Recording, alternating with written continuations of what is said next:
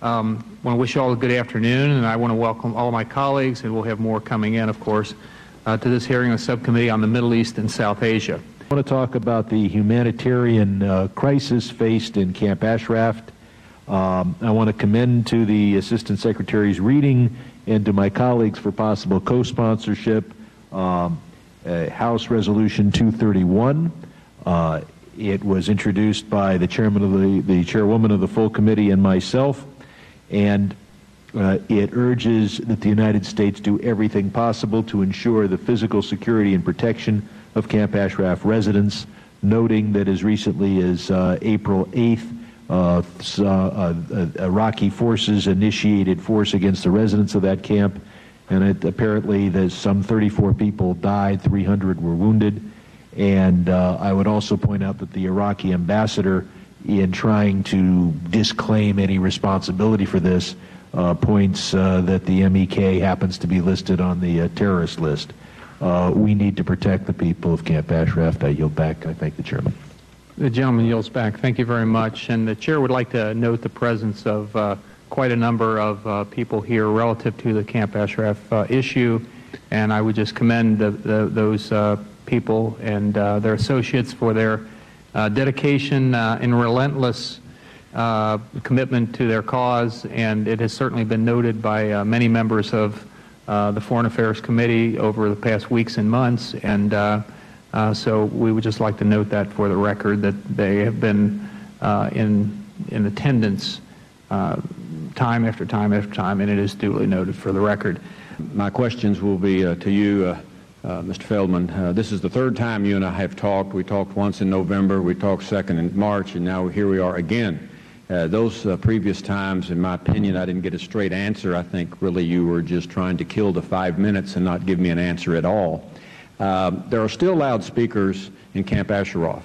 What has the State Department done, if anything, to remove the loudspeakers that are blaring into Camp Ashraf? We're trying to move Camp Ashraf. Tell me about the loudspeakers. I don't want to hear about that yet, about being moved. What we're trying to do is to address a very real human rights situation in Ashraf that affects 3,400 individuals, and it could get a heck of a lot worse by the end of the year.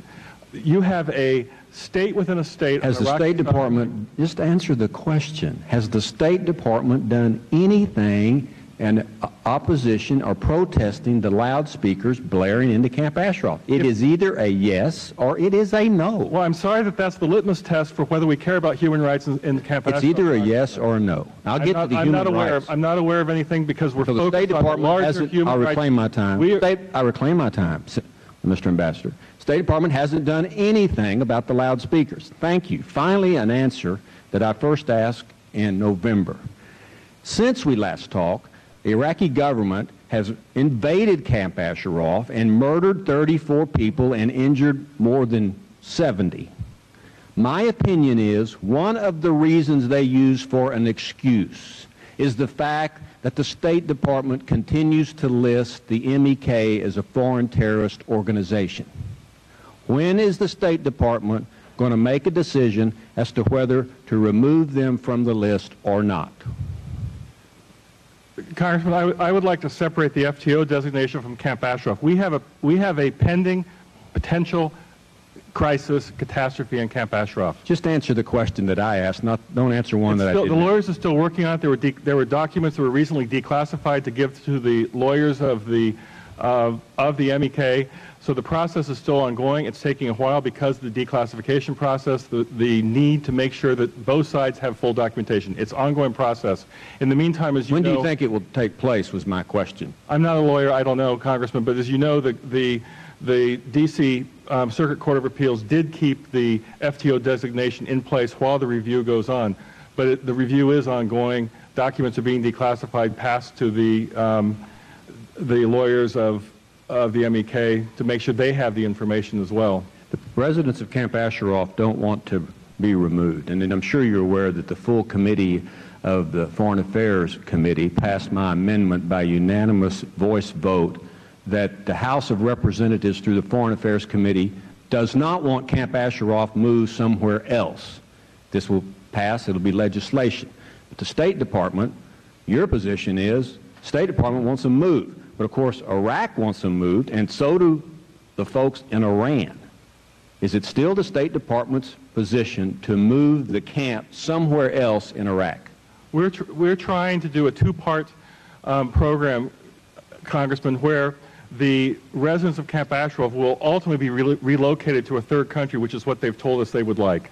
Wouldn't it be true, wouldn't it be correct that if the designation was removed, the Foreign Terrorist Organization designation, against the residents of Camp Ashraf, the MEK, it would be easier for them to disperse and go throughout the world? Many of them are citizens in other countries. Wouldn't that be easier for them to do it? Our FTO designation has no impact on Europe, for example. So it has nothing to do with the European willingness to take in the residents of Camp Ashraf or not. Reclaiming my time. When I went and visited with Mr. Maliki and for almost 2 hours with other members of this committee and wanted to go see the residents at Camp Ashraf and get their side of the story, we were, of course, denied that. He didn't want us to hear the other side, possibly the truth. He said one reason that the people in Camp Ashraf are treated the way they're treated by Iraq is because the State Department continues to designate them as a foreign terrorist organization. Now, that's what he says. Do you agree with that statement? The situation is complicated to talk about in 9 seconds, but they have no status in Iraq. We're trying to come up with something by which 3,400 people are protected, that they participate in the discussions about how they can be protected, where they stay with their leaders, which is what they've said they wanted to do, not to be dispersed, where they stay as a group. We're trying to find a way, Congressman, believe me, by which we avoid a real problem that could happen at the end of the year, because Iraq is sovereign now. So we're trying to come up with a way by which, and I hope that the friends of those in Camp Ashraf will talk to their leaders about our plan isn't that bad. Thank you, Mr. Ambassador. Thank you, Mr. Chairman. Once again, I didn't get an answer. We'll meet again and we'll ask the questions again. The gentleman from California, Mr. Rohrabacher, is recognized for 5 minutes. Yes, thank you very much. Some questions have already been raised, but I'd like to be a little more specific on, first of all, the massacre that took place in Camp Ashraf in April. What have you done you're human rights, you're the guy at the State Department who's supposed to be concerned about human rights. What have we done to prevent another massacre since then? Whoever. We have condemned what happened in April. Obviously, you surely saw the condemnation, but what we're trying to do now is to prevent more such incidents. So what have we done to prevent another massacre? Well, what we're doing now is we're trying to negotiate with the leadership and the residents of Camp Ashraf about security arrangements that would protect the 34 individuals that are there, abide by their demand that they not be separated from their leadership, and provide what security arrangements? I mean, I think you're aware, Congressman. Specifically, what security arrangements are you talking about? What we're trying to do is to find a way by which we can allow the Iraqis to exercise the sovereignty that is their right on sovereign Iraqi territory, Correct, while protecting the human rights of 3,400 people who are at Camp Ashraf who don't have any status inside of Iraq. Right. And by working with the residents and leadership of the camp, the ICRC, the Iraqi government, to come up with a way by which the residents and leaders of Camp Ashraf themselves are participating in decisions that affect their future. Right now, they're sitting there waiting, and who knows, we don't want to see another massacre happen, but something could happen. So we're trying to work with them to relocate them as a preliminary step. Got it. So we're talking. We haven't reached a decision yet. There was a massacre of 35 people who were intentionally killed by Iraqi troops. This is not an unknown bomber. This is an act of a sovereign government deciding that it will kill unarmed civilians in order to achieve an objective. We are now working with them or talking with them.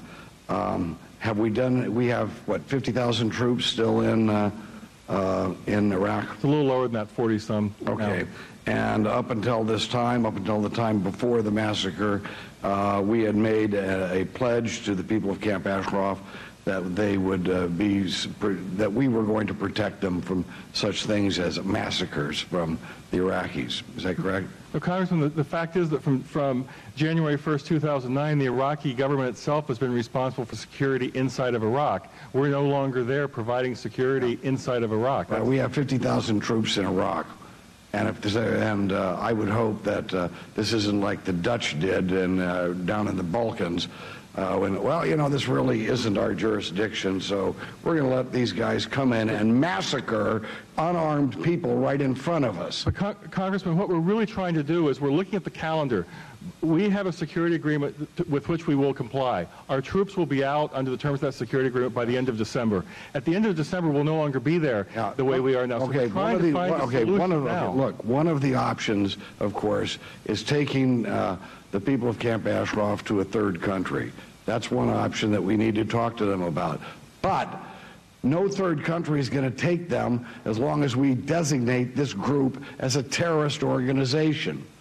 And the State Department has been dragging its feet for years on redesignating this group. We have designated them a terrorist organization in order to curry favor with the mullah dictatorship in Iran, and it has resulted in the massacre of 35 innocent people who were unarmed and the wounding of hundreds of others. At the very least, the State Department should be working overnight and tomorrow issue the fact that they are no longer on the terrorist list, because that's the problem. Congressman, I respectfully disagree. We've talked to the European governments about this. They don't take into account our FTO designation at all. Are the European governments the only ones that have options of where we might be able to take these people? The FTO designation applies to the United States, but for Camp Ashraf, it's a number of things. For a lot of other countries, when the United States designates a group as terrorists on a terrorist list, and we're asking them to take people into their country who are on a terrorist list.